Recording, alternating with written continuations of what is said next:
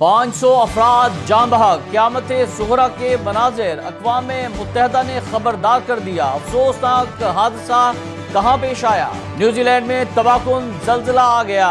ادھر وینزویلا میں زلزلے سے 5000 ہلاکتیں ہو چکی، تباہی ہی تباہی، تہلکہ خیز اور دل دہلا دینے والے مناظر۔ مشرق وسطی جنگ کی صورتحال خطرناک رخ اختیار کر گئی۔ پاکستان کی ثالثی عروج پر، فری کین کو وارننگ۔ امریکہ کی ایک اور شیطانی چال بے نقاب، مشرق وسطی میں جنگ بھڑکانے لگا۔ سعودی عرب اور کویت کو اربوں ڈالرز کا اسلحہ فروخت کرنے کا فیصلہ۔ بسم اللہ الرحمن الرحیم۔ السلام علیکم ناظرین، آپ دیکھ رہے ہیں خبرگام اور میں ہوں احتشام الرحمان۔ ناظرین، انتہائی افسوسناک حادثہ پیش آیا ہے۔ میانمار کے ساحل کے قریب 500 سے زائد افراد کو لے جانے والی 2 کشتیاں الٹ گئی ہیں، جس کے تمام افراد کی ہلاکت کا خدشہ ظاہر کیا جا رہا ہے۔ اقوام متحدہ نے خبردار کیا ہے کہ میانمار کے ساحل کے قریب 2 بڑی کشتیاں ڈوبنے سے 500 سے زائد افراد ہلاک ہو چکے ہیں۔ فرانسیسی خبرساں ادارے AFP کے مطابق اقوام متحدہ کے ادارے international organisation for migration IOM اور ادارہ برائے مہاجرین UNHCR نے مشترکہ بیان جاری کیا ہے کہ حالیہ دنوں میں میانمار کے ساحل کے قریب 2 کشتیوں کے الٹنے کی اطلاعات موصول ہوئیں، جن میں 500 سے زائد افراد سوار تھے۔ بیان کے مطابق ابتدائی معلومات سے ظاہر ہوتا ہے کہ دونوں کشتیاں جون کے آخر میں میانمار کی جنگ سے متاثرہ ریاست راکھائن سے روانہ ہوئی تھیں، جن میں سوار زیادہ تر مسافر ملک کی اقلیتی مسلم روہنگیا برادری سے تعلق رکھتے تھے۔ بیان میں کہا گیا کہ کچھ افراد بنگلہ دیش کے علاقے کاکس بازار کے کیمپوں سے بھی روانہ ہوئے تھے، جہاں راکھائن سے ہجرت کرنے والے 10 لاکھ سے زائد روہنگیا مہاجرین انتہائی خراب حالات میں رہ رہے ہیں۔ بیان میں کہا گیا کہ یہ کشتی جس پہ تقریباً 250 افراد سوار تھے، روانگی کے کچھ ہی دیر بعد لاپتہ ہو گئی، جبکہ دوسری کشتی جس میں تقریباً 280 افراد سوار تھے، 8 جولائی کو میانمار کے ایئرواڈی ساحل کے قریب ڈوبنے کا خدشہ ہے۔ اقوام متحدہ کے اداروں نے کہا کہ ان واقعات اور ہلاکتوں کے اعداد و شمار کی باضابطہ تصدیق نہیں ہوئی۔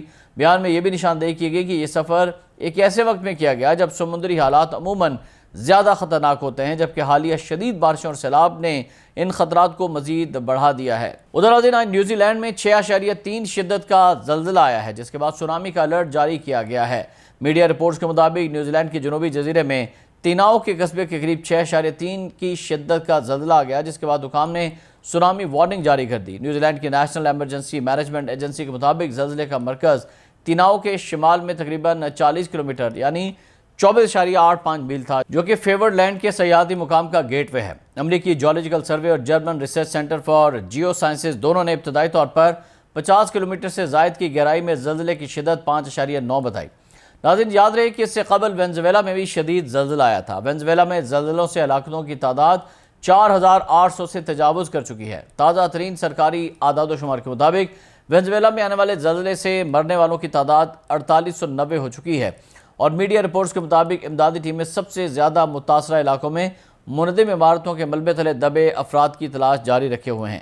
ایمرجنسی اور ریسکیو ٹیمیں پھنسے ہوئے افراد تک پہنچنے کے لیے 24 گھنٹے کام کر رہی ہیں، تاہم انفراسٹرکچر اور سڑکوں کی بڑے پیمانے پر تباہی کی وجہ سے خاصی مشکلات کا سامنا ہے۔ حکام ہزاروں زخمیوں کو طبی امداد فراہم کر رہے ہیں اور اپنے گھر کھونے والے خاندانوں کے لیے عارضی پناہ گاہیں قائم کر چکے ہیں۔ اسی دوران امدادی سرگرمیوں میں مدد کے لیے متعدد ممالک اور بین الاقوامی تنظیموں کی جانب سے امداد پہنچ رہی ہے۔ زلزلہ حالیہ برسوں میں وینزویلا میں آنے والا سب سے شدید زلزلہ تھا اور قدرتی آفات میں سے ایک تھا جس سے بڑے پیمانے پر جانی اور مالی نقصان ہوا ہے۔ وینزویلا کے حکام نے خبردار کیا ہے کہ ہلاکتوں کی تعداد 5000 سے زیادہ ہے، کیونکہ تلاش اور امدادی کارروائیاں ابھی جاری ہیں۔ اور ناظرین، آپ جائزہ لیں گے مشرق وسطی کی تازہ ترین صورتحال اور پاکستان کی ثالثی کوششوں کی۔ پاکستان کے دفتر خارجہ کے ترجمان طاہر اندرابی کا کہنا ہے کہ پاکستان ایران اور امریکہ کے درمیان جاری کشیدگی کو کم کرنے کے لیے ثالثی کی کوششوں سے پیچھے نہیں ہٹا ہے۔ انہوں نے اس عزم کا اعادہ کیا ہے کہ پاکستان خطے میں امن کی بحالی، مذاکرات کے ذریعے تمام تنازعات کے پرامن حل اور آبنائے ہرمز میں بحری آمد و رفت کو محفوظ بنانے کے لیے اپنی سفارتی کوششیں پوری تندہی سے جاری رکھے ہوئے۔ طاہر اندرابی نے ہفتہ وار پریس بریفنگ کے دوران مشرق وسطی کی مجموعی صورتحال، علاقائی سلامتی اور خارجہ امور سے متعلق اہم امور پر تفصیلی گفتگو کی ہے۔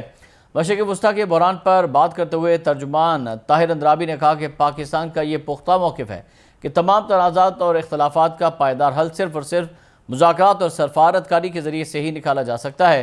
انہوں نے اس بات پر زور دیا کہ امن عمل کی کبھی موت نہیں ہوتی اور امن کی کوششیں دنیا میں کہیں نہ کہیں ہمیشہ جاری رہتی ہیں۔ ترجمان نے بتایا کہ اسلام آباد مفاہمتی یادداشت خطے میں پائیدار امن، باہمی احترام اور مشترکہ خوشحالی کے فروغ کے لیے اب بھی ایک مؤثر اور مضبوط فریم ورک فراہم کرتی ہے، اور ان کا کہنا تھا کہ اگرچہ اس مفاہمتی یادداشت پر عمل درآمد کے دوران کچھ چیلنجز ضرور سامنے آئے ہیں، لیکن پاکستان تمام فریقین کو تشدد کا راستہ چھوڑنے اور جون 2026 کے پاک قطر مشترکہ اعلامیے کے مطابق تکنیکی سطح پر مذاکرات کی میز پر واپس آنے کی ترغیب دیتا رہے گا۔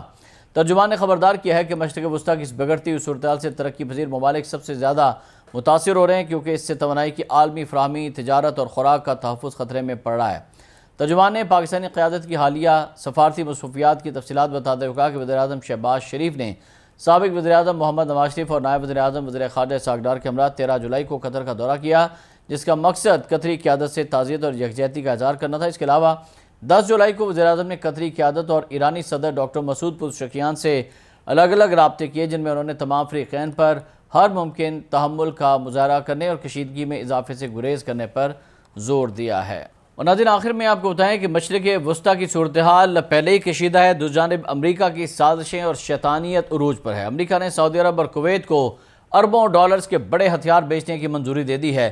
ان معاہدوں کا مقصد دونوں ممالک کی دفاعی صلاحیتوں کو مزید مضبوط بنانا ہے، اور امریکہ نے مشرق وسطیٰ کے دو اہم ممالک سعودی عرب اور کویت کے لیے اربوں ڈالرز مالیت کے ممکنہ فوجی اور دفاعی ساز و سامان کی فروخت کی آج منظوری دی ہے۔ امریکی محکمہ خارجہ کی جانب سے جاری بیان میں ان معاہدوں کے تحت سعودی عرب کو تقریباً 2 ارب ڈالرز کے جدید ہتھیار فراہم کیے جائیں گے، جبکہ کویت کے لیے بھی کروڑوں ڈالرز کے دفاعی سپورٹ پیکج کی منظوری دے دی گئی ہے۔ ان معاہدوں کا مقصد دونوں ممالک کی دفاعی صلاحیتوں کو مزید مضبوط بنانا بتایا گیا ہے۔ امریکی حکام کی جانب سے فراہم کردہ تفصیلات کے مطابق سعودی عرب کے لیے منظور کیے جانے والے اس ممکنہ منصوبے کی کل مالیت 1 ارب 96 کروڑ ڈالرز ہے۔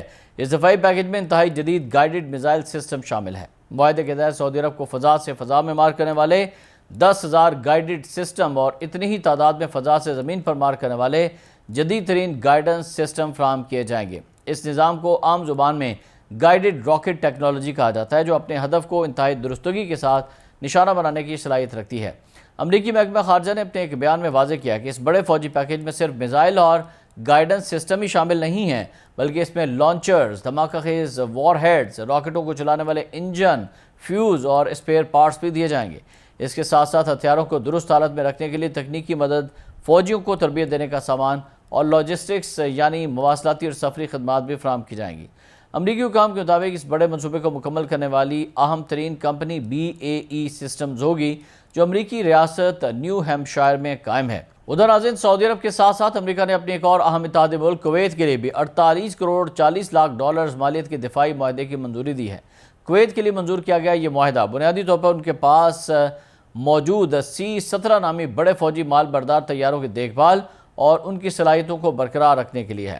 اس امریکی پیکج کے تحت کویتی فضائیہ کو ان طیاروں کے پرزے، ضروری لوازمات، طیاروں میں جدید تبدیلیاں کرنے کا سامان، مواصلاتی نظام، سافٹ ویئر، تکنیکی دستاویزات اور تربیت کی سہولیات فراہم کی جائیں گی، تاکہ کویتی فوج اپنے نقل و حمل کے طیاروں کو ہر وقت اور بر وقت تیار حالت میں رکھ سکے۔ ناظرین، آج کے اس ویلاگ سے فی الوقت اتنا ہی۔ احتشام الرحمان کو اجازت دیجیے گا۔ اللہ حافظ۔